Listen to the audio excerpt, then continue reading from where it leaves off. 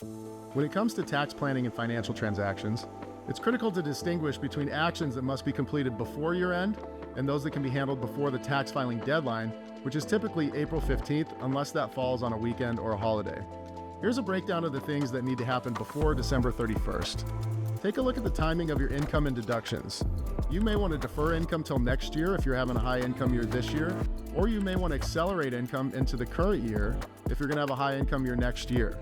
Also take a look at tax loss harvesting, which is when you sell a security that's in a loss position to offset current gains, to bank so you can offset it against future gains, or you can use up to $3,000 of those losses against other types of income in the current year. Any charitable contributions will need to be made before the end of the year if you want the deduction this year. And if you're itemizing deductions, you can prepay certain expenses such as property taxes. Talk to your tax preparer and see what might be applicable to you. Certain types of retirement contributions need to be made before the end of the year, specifically employer-sponsored plans like 401ks and 403bs. Those elective deferrals need to be made before the end of the year. All required minimum distributions will need to be made before the end of the year. If you're age 73 or older, make sure those distributions get out before the end of the year, particularly if you just turned age 73 this year, because you might not have had an RMD in the past. Roth conversions will need to happen before the end of the year. A Roth conversion is when you take money from a traditional IRA, a 401k, or another type of tax-deferred retirement account and put it into your Roth IRA, where it becomes tax-free in the future. Flexible spending accounts typically have a use it or lose it rule, meaning that if you don't use all the funds in the account each year, you could lose a portion or all of those funds. One of the differences between HSAs and FSAs is that you own your HSA, so you don't have to use all the funds every year.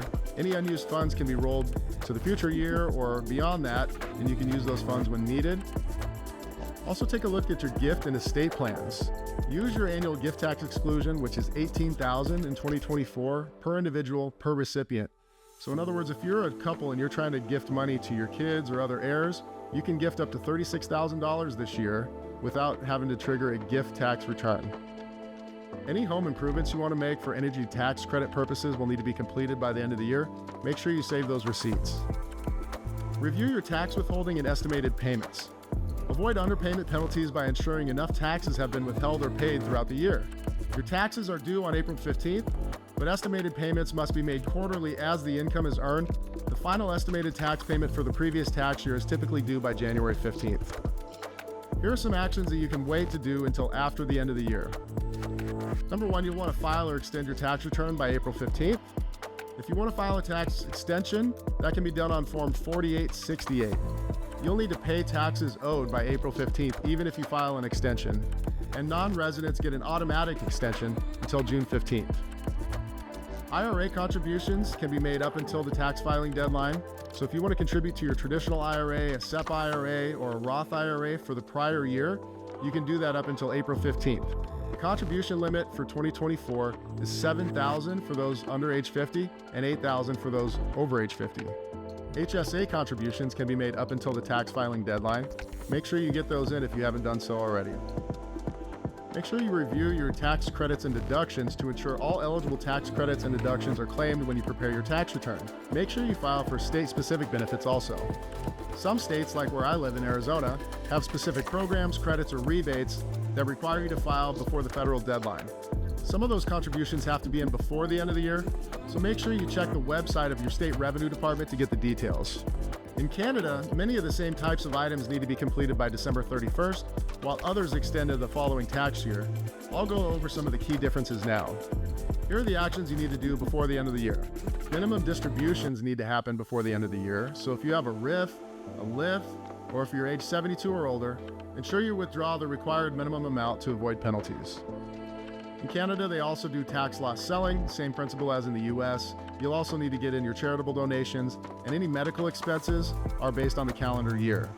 Canada does not have estimated tax payments, rather they are called tax installments in Canada, but they are based on the same principle. If you're required to pay quarterly tax installments, ensure the final installment is paid by December 15th to avoid penalties and interest.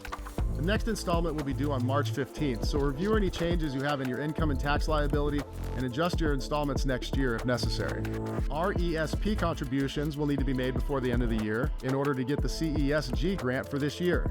The CESG grant stands for Canada Education Savings Grant and is a grant of up to 20% of your contributions into the RESP, up to an annual limit of $500. One of the accounts that we have in Canada that does not exist in the United States is called a tax-free savings account, or TFSA. TFSA room is cumulative, so you don't necessarily have to make your contributions at any specific time, but the earlier you get your contributions in, the more your money's going to work for you on a tax-free basis. If you're eligible to transfer any unused tuition credits, make sure you do so before December 31st. Now here's a list of things that can happen after the end of the year. The T1 tax filing deadline in Canada is April 30th. It's a little bit different than the United States, a little bit later, but one of the main differences is there are no extensions in Canada, so you have to make sure you get your return in by April 30th. Self-employed individuals get an automatic extension till June 15th, but all taxes owed are due by April 30th, so you'll need to do an estimate of some sort to make sure you get a reasonable amount of tax paid before that deadline. Contributions to your RRSP are due 60 days following the year end. So typically that's going to fall on either March 1st or February 29th, depending on if we have a leap year. Consult a tax professional. Year-end tax strategies can be complex, particularly if you have significant investments, one or more businesses, rental property, or cross-border considerations. Reach out to us at 49thparallelwealthmanagement.com if you have any questions. From the desert to the tundra, we are your cross-border retirement experts.